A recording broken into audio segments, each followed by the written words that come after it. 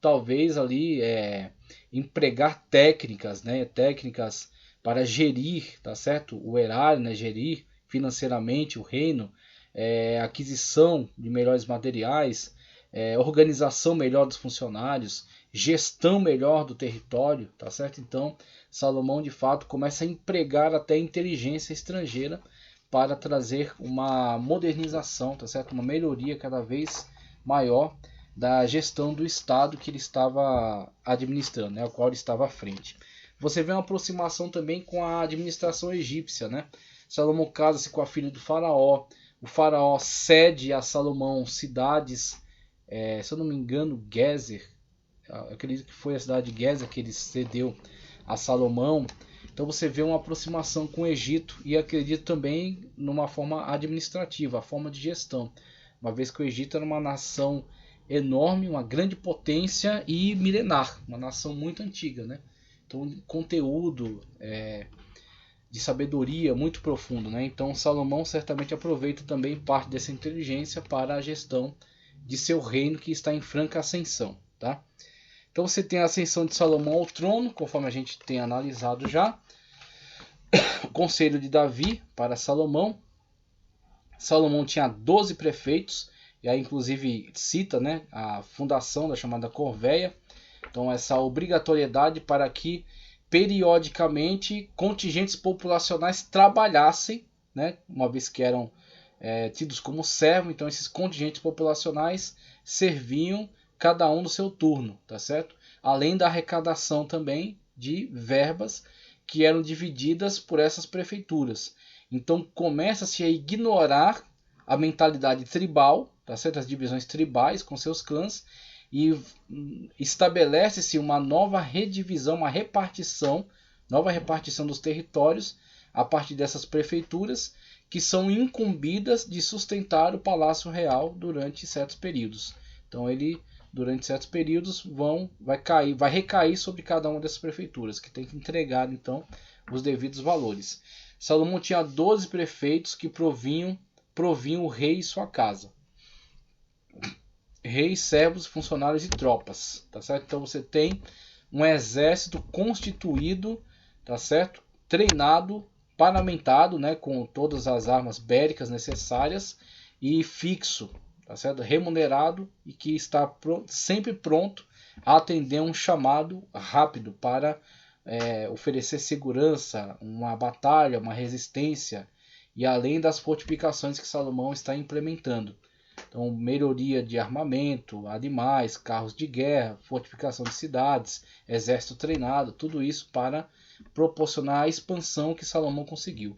Por isso que na época de Salomão, o reino de Israel teve a sua maior extensão territorial. Até hoje, nem hoje, com todo o poderio bélico de Israel, ele tem uma extensão territorial como teve na época de Salomão. Somente no milênio ele terá outra maior do que essa.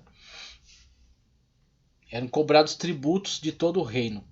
Possuía 4.000 estábulos para os cavalos de seus 1.400 carros e 12.000 cavaleiros. Contou com a ajuda de Irã, rei de Tiro, e amigo do rei, futuramente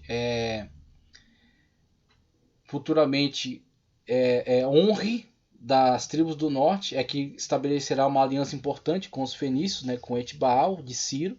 E aqui a situação, os fenícios eram cidades-estados também, né, eram confederados. Então cada uma, Cartago, Tiro, Sidom e outras cidades mais, cada uma se auto-administrava.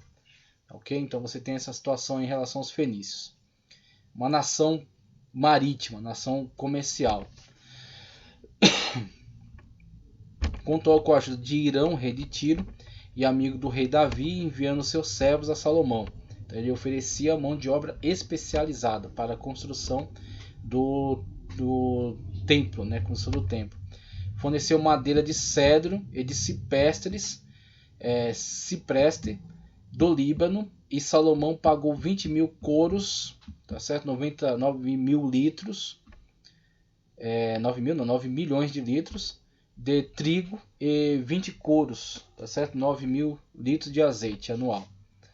Salomão inicia a construção do templo no 4º ano de seu mandato, concluindo após 7 anos. Então tem aí o período de 7 anos para a construção do templo.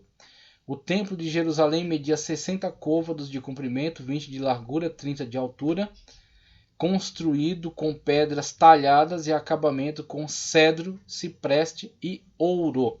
Maravilhosa obra realizada aí por Salomão. Salomão constrói o templo. O Senhor não permitiu que Davi, o pai de Salomão, construísse um templo para Deus em Jerusalém, porque és homem de guerra e derramaste muito sangue. Então, maravilhoso a gente ver isso, né? É a verdade da Sagrada Escritura. Como Davi, mesmo sendo um homem segundo o coração de Deus e tendo se dedicado, se empenhado para proporcionar, viabilizar a construção do templo, mas mesmo assim Deus rejeita essa iniciativa por parte dele, né? Muito em função do seu envolvimento tão intenso com batalhas e com derramamento de sangue. Então é a Salomão que é concedido então a incumbência da construção, mesmo que seu pai tenha já proporcionado todos os meios, tá certo? Levantado todos os meios para isso. Salomão, que iniciou no 4º ano de seu reinado, 967. O templo é descrito em detalhes em 1º livro dos Reis 6, 1 ao 10, 14 ao 38 e 2 Crônicas 3, 13 ao 17. Tinha 20 metros de comprimento, 9 de largura, 13,5 metros de altura. Era feito com pedras preparadas antes de serem levadas para o local da construção e constituído de 3 partes: vestíbulo ou pórtico, salão principal, o lugar santo, santuário interno, chamado também de Santo dos Santos, né, o Santíssimo, onde ficava a Arca da Aliança com os 10 mandamentos. Salomão também construiu 3 andares com salas nas laterais e na parte do fundo, usadas posteriormente como arsenal, tesouraria e biblioteca.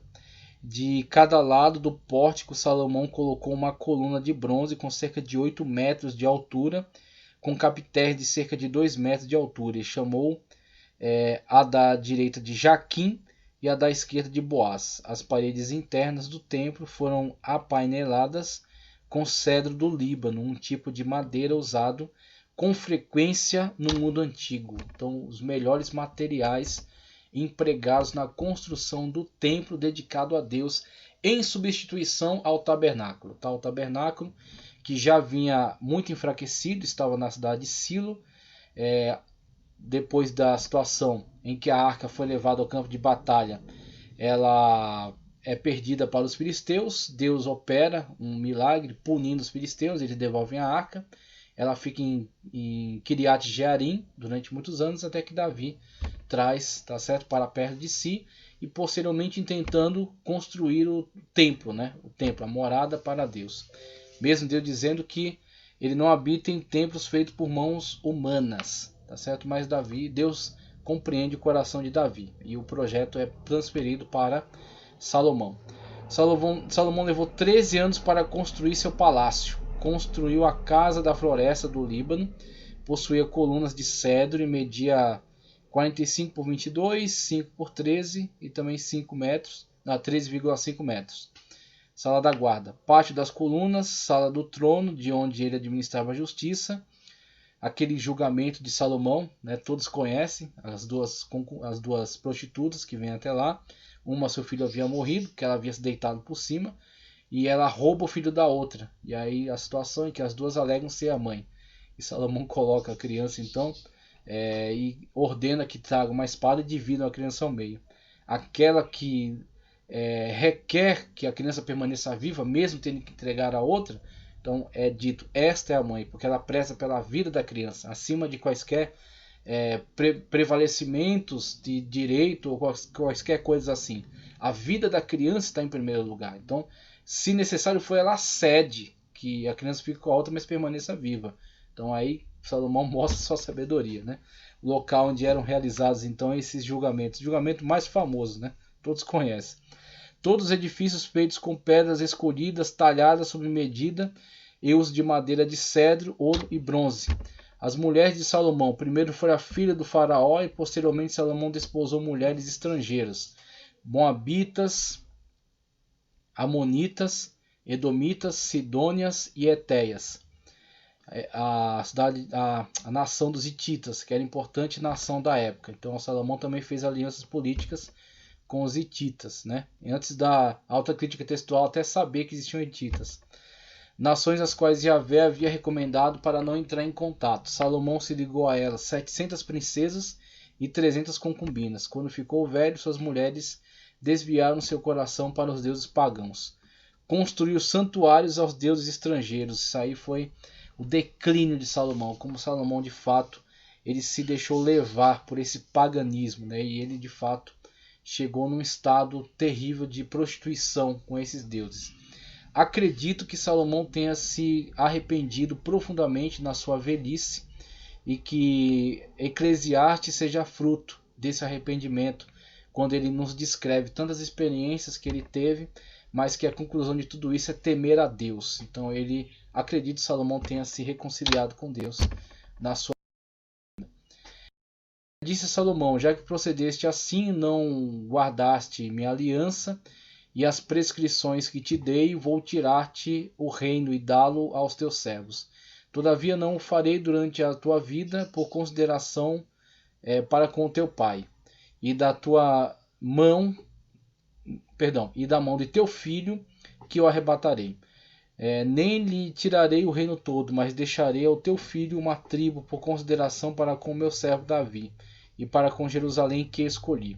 Os inimigos internos, ele aumentou demasiadamente os impostos para essas realizações grandiosas, esses projetos, e isso trouxe grande perturbação, tá certo? Para aqueles que estavam tendo que sustentar o peso, né, desse estado.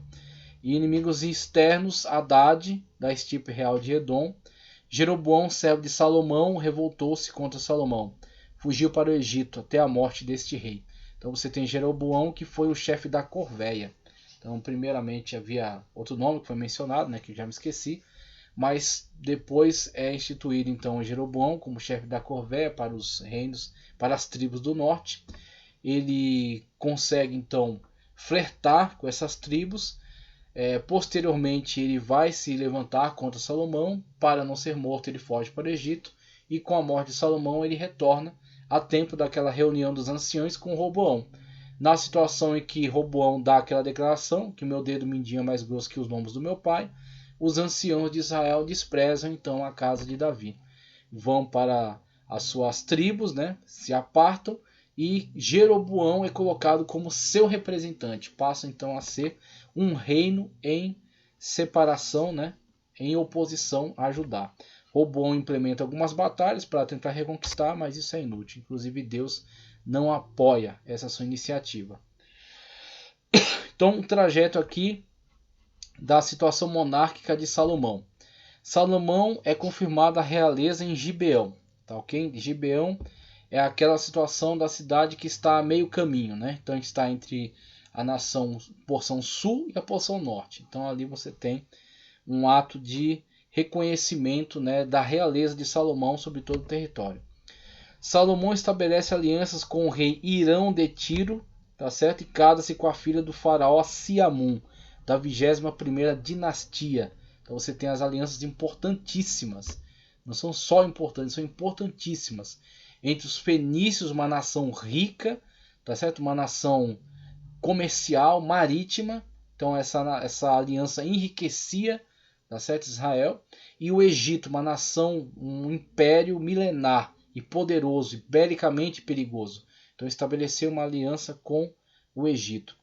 Salomão edifica o templo e o palácio. Salomão reconstrói Hazor, Megido e Gezer. Interessante que essas cidades estão em pontos muito estratégicos. Hazor para o norte, Megido, centro de Israel, a região de Jezreel, tá? E Gezer para a região sul. Estão fazendo aí importantes locais para a defesa rápida de todo o território de Israel. Sírios, filisteus, edomitas são vassalos de Israel na época de Salomão, pagando tributos para Israel. Estão pacificados, né? Devido aos diversos casamentos, Salomão estabeleceu muitas alianças, mas também se corrompeu com a idolatria. Aí tem a situação de Salomão, organizou a administração de Israel, os 12 prefeitos, né? Estabelecendo 12 regiões provinciais que de certa forma respeitavam os limites das regiões tribais, mas mais ou menos. Estendeu seu domínio sobre estados vizinhos, aos quais estabeleceu como reis, como seus vassalos, dentre eles os sírios, os filisteus e os edomitas. os amorreus e as tribos árabes.